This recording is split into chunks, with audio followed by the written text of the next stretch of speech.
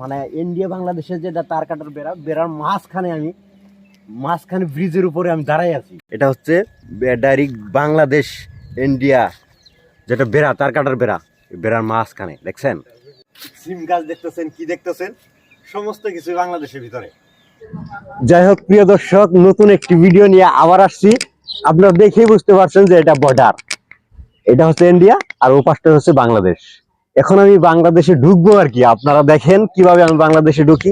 দেখেন এটা ব্রিজ, সরাসরি বাংলাদেশে প্রবেশ করছে এই ব্রিজটা। হ্যাঁ, কিন্তু মাঝখানে কাঁটা তারে বেড়া দিয়ে রাখছে যাতে মানুষ প্রবেশ করতে না পারে, তার জন্য। যাই হোক, আমি কিন্তু প্রবেশ করব। এখানে আসছি শুধুমাত্র আপনাদেরকে বর্ডার দেখানোর জন্য, আর বর্ডার কি ধরনের কেমনি কি সমস্যা, কিভাবে ব্রিজটা উপর দিয়ে হয়েছে, আর এখানে ইমিগ্রেশনের কাজ চলছে, মানে ইন্টারন্যাশনাল বর্ডার এটা হতে চলেছে। একটু আসেন, এগিয়ে আসেন, দেখাচ্ছি।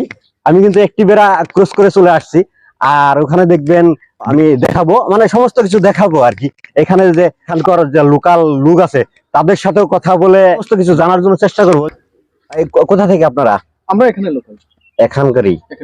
ও পাশ তো বাংলাদেশ না? মিথ্যা বললাম? ওটা বাংলাদেশ। আচ্ছা, এটা ইন্ডিয়ায়। এখন পর্যন্ত তো এটা ব্রিজটা মানে কমপ্লিট হয়েছে, কিন্তু মানুষ তো যাতায়াত করে না। যাতায়াত ব্যবস্থা এখনো চালু হয়নি। আচ্ছা আচ্ছা আচ্ছা, এটা কি ব্রিজ কত সালে মানে স্টার্ট হয়েছে? এটা প্রায় 5 বছর আগে থেকে হয়েছে না, এটা তো এখনো শুরু হয়নি। এটা কাজ পুরা হয়েছে ব্রিজের, এখানে প্রজেক্ট বাকি আছে, বলে কমপ্লিট হওয়ার পরে তারপরে এটা পুরো চালু হবে। আচ্ছা, আসেন দেখি, এগিয়ে যাই অল্প, যেটুকু যাওয়া যায়। আসেন। হ্যাঁ, ইন্ডিয়ার শেষে এটা এখানে এর অবধি আপাতত যাওয়া যাবে না, ওখানে বিএসএফ রয়েছে। এটা পার করে যাওয়া যাবে না? না, আচ্ছা আচ্ছা আচ্ছা, এখানে লেখা আছে স্টপ। হ্যাঁ স্টপ। হ্যাঁ, মানে ইন্ডিয়া বাংলাদেশের যেটা তার কাটার বেড়া, বেড়ার মাঝখানে ব্রিজের উপরে আমি দাঁড়াই আছি। আর ওই যে ওই সাইডটা যে দেখতেছেন অলরেডি বাংলাদেশ।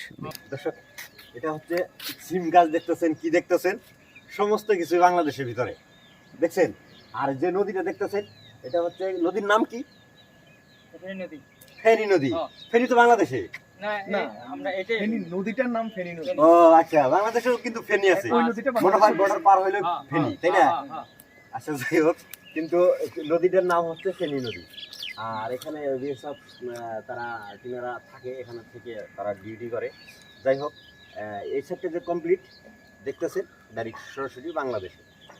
হ্যাঁ, সিম গাছটা এটা কি আমাদের ইন্ডিয়ার লোকের চাষ করা? চাষটা এখানে যে খেতিটা করে ইন্ডিয়ান লোক করে, আর ওই সাইডটা নদীর ওই সাইডটা বাংলাদেশের লোক করে। নদীর ওই সাইডে যে ঘরবাড়ি দেখা যাচ্ছে সব বাংলাদেশি মানুষ, তাই না?